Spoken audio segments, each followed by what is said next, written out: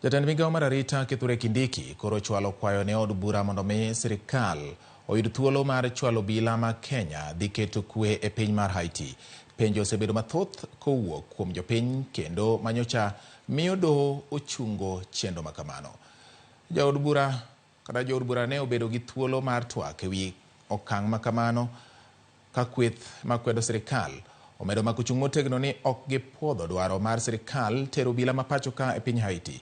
Komiti mar od bura marango weche mag arita kwe ni kod thuolo mar nyaka tarik 8 dwe manyien mar chwalo ripot ewi penjo manitie kotenore kod chenro mar tero obila 1,000 Haiti ni dhi kedo kod kweth mag jonjore.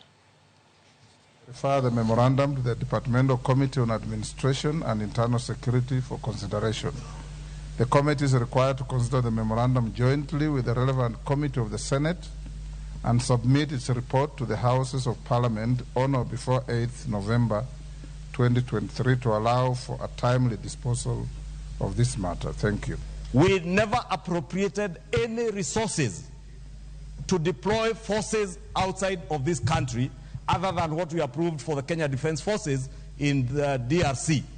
Therefore, if we are deploying our police service to Haiti, who is going to pay for the bill? I am waiting for the committee to deal with that question and tell us whether we need to appropriate more resources or whether someone else is paying, because if it is a UN mission, then the rest of the world should be able to pay for our servicemen. We have got no capacity as a house to authorize or purport to authorize the National Police Service, which is not a security force, as contemplated under the Constitution.